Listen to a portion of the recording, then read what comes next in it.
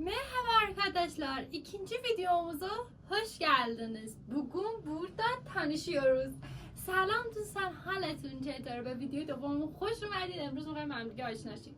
توی ویدیوی اول با آلفابet ترکی حروف‌های صدادار و بدون صدا، sesli ve sessiz harf. Sesli harflarımız kalın ince با کالین ها و اینجا هم آشنا شدیم. حالا توی ویدیو دوم می‌خوایم با هم سلام و احوالپرسی کنیم، تانışma کنیم. سلام و احوالپرسی توی ترکی میشه تانışma. خب برای سلام و احوالپرسی چی شروع میکنیم تو فارسی خودمون؟ همون سلاممون. سلام چی میشه؟ سلام مرحبا. جفتش برای سلام استفاده میشه، ولی سلام یکم رسمی تر، مرحبا عامیانه تره. مثلا تو وقتی میخوای بری از مغازه چیزی خرید کنی مرحبا استفاده میکنی، ولی زمانی که مثلا میگم میخوای بری یه جای مصاحبه کنی بهتر از سلام استفاده کنی. سلام merhaba.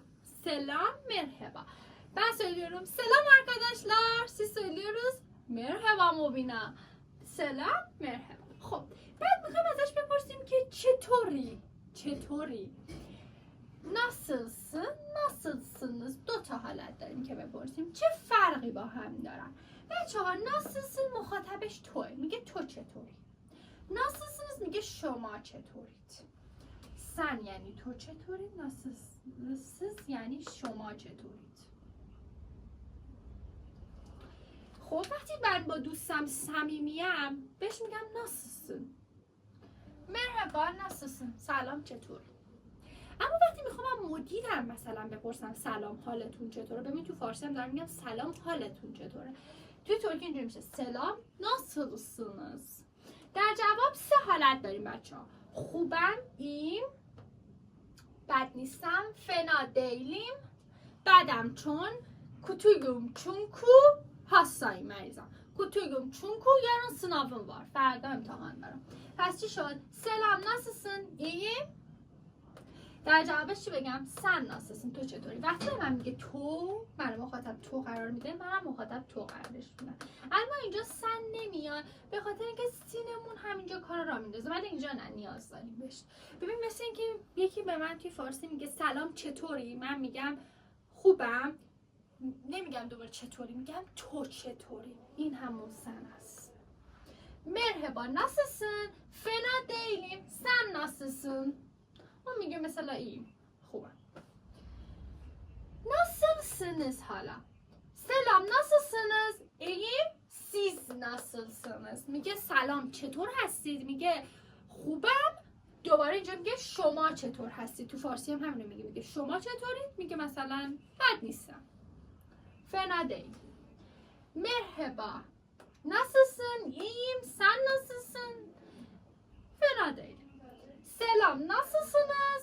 kötüyüm çünkü hastayım. siz nasılsınız؟ شما چطور هستید؟ امیدوارم که متوجه موضوع شده باشید. اگر هم سوالی بود توی کامنت ها برام بنویسید. حالا بریم سراغ چه خبر. نه haber، نه var نه yok، haber var مو خبری هست. بیشتر از نه haber استفاده میکنن، ولی نه var نه yok صمیمانه تره. مثلا شما نمیتونید برید به مدیرتون بگید نه var نه yok، اصلا قشنگ نیست. همون نه haber رو باید بپرس. نه var نه yok بین دوستاست.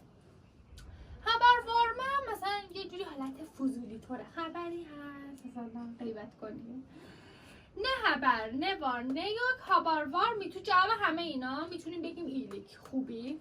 من فارسیاشو براتون بنویسم شما هم وارد دفتراتون بکنید. ایلیک خوبی، سالیک سلامتی، هیچ هم یعنی هیچ خبر، هیچ. حالا میخوام بگم که از تو چه خبر. تو فارسی من مثلا میگم چه خبر سارا، میگه خوبی سلامتی، ایلیک سالی. از تو چه خبر؟ senden نه خبر. این senden ثابته، این سن و سیز و اینا قبل از اینا همشون ثابته، حفظش کنید. sen nasılsın ثابته، siz nasılsınız ثابته، senden نه خبر ثابته. وقتی که من میپرسه چه خبر نه خبر، من میگم ایلیک senden نه خبر. این senden نه خبر ثابته. senden نه خبر، از تو چه خبر؟ مثلا میگی sağlık، هیچ. خب حالا یه چیز بگم، اونو یه استثنا. وقتی مثلا میخوام بگم مثلا میگه تو میگه چه خبر؟ نه خبر. مثلا من میگم ایلیک senden نه خبر. ایلیک مثلا میخوام بگم از علی چه خبر؟ اینجا به جای senden میتونم بگم علی دن نه خبر. مثلا از مهمت چه خبر؟ مهمت دن نه خبر. مهمت دن نه خبر. میتونیم اسم رو بیاریم، یه دن بیاریم بعدش نه خبر رو بذاریم. مثلا علی دن نه خبر. از علی چه خبر؟ مثلا میگه ای fena değil، بد نیست، sağlıklıdır، سالم، سلامت. ولی من وقتی میخوام از طرف مقابلم بپرسم میگم سندن نه خبر. خب بریم سراغ معرفی و اسممون. مثلا میگیم که اسم شما چیه؟ برای اینکه بپرسیم اسم تو چیه میگیم senin adın ne؟ اسمت چیه؟ senin adın ne؟ senin adın ne؟ اسمت چیه؟ senin adın ne؟ مثلا من شما میپرسم senin adın ne؟ اسمت چیه؟ شما در جواب میگید benim adım مبینا. benim adım اسمتون رو میگید. پس فرمولش شد benim adım اسمتون. من از شما میپرسم sizin adınız ne؟ اسم شما چیه؟ یا senin adın ne؟ اسمت چیه؟ شما در جواب برام توی کامنت ها بنویسید benim adım اسمتون. خب من در جواب شما مثلا شما میگید من اسمم سارا، benim adım سارا، من میگم خوشبختم سارا، ممنون oldum. در جواب شما هم میگید بنده ممنون oldum، من هم. این بنده یعنی من هم. من هم خوشبخت شدم ازش. نمیتونم. پس یه بار با هم دیگه بگیم selam merhaba nasılsın؟ iyiyim. sen nasılsın؟ fena değilim. ne haber؟ iyilik sağlık. senden ne haber؟ hiç. senin adın ne؟ benim adım Mobina. senin adın ne؟ benim adım Sara. memnun oldum سارا. ben de memnun oldum. خب بچه ها این از تانیشمامون بود. اگر سوالی توی قسمتی داشتید حتما به هم بگید. بریم تو قسمت بعدی که علی و دنیز میخوام با هم دیگه مکالمه داشته باشن. همه این چیزایی که یاد گرفتیم و اینکه آخر ویدیو هم بچه ها براتون یه قسمتی از یک فیلم رو گذاشتم که در حد سلام و چطوری یا سلام چه خبر رو یه قسمت کوتاهیه. گوش کنید چند بار اینو و بذارید گوشتون به این سلام مرحبا ناسوسون عادت کنه. قسمت خیلی کوتاهیه ولی چند بار گوشش کنید تا بهتر یادش بگیرید. بریم تو قسمت بعد. خب بچه‌ها بریم تو قسمت مکالمه علی و دنیز. یه نکته این که بچه توی زبان ترکی هم مثل زبان انگلیسی اسم ها حتما اول باید بزرگ نوشته شه، یعنی اول اسم حتما باید بزرگ باشه. علی دنیز. علی و دنیز شروع کنم به گفتگو. ببینیم چی میگن. مرحبا سلام. مرحبا سلام. nasılsın؟ چطوری؟ iyiyim. خوبم.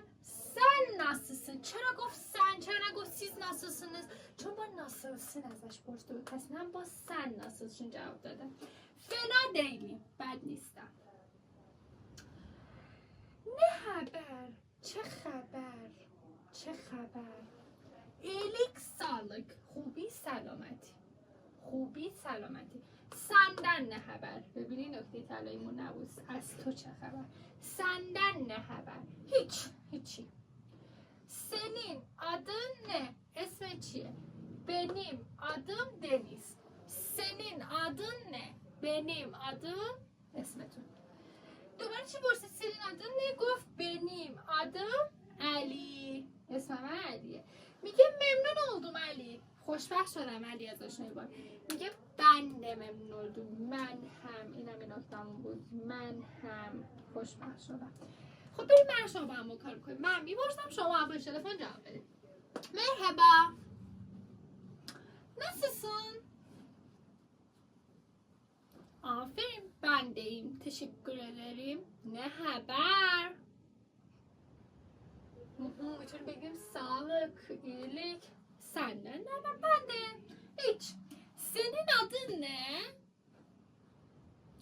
benim adım مبینا. ممنون oldum. ben de memnun oldum. این قسمت تانیشما بودش. شما هم اسمتون توی کامنت ها با قاعده چی؟ benim adım و اسمتون رو بنویسید. خب بعد با تانیشما آشنا شدیم، سلام آشنا شدیم، سلام احوال پرسی و آشنا شدن اسم چیه، اسم من چیه. حالا بریم برای قسمت سوم و ویدیو بعدیمون که داخلش میخوایم با هم دیگه اعداد رو یاد بگیریم و بعد از اعداد وارد درس اول کتاب یعنی استانبول بشیم. مراقب خودتون باشین، کندیزه ای باکن، گوش رو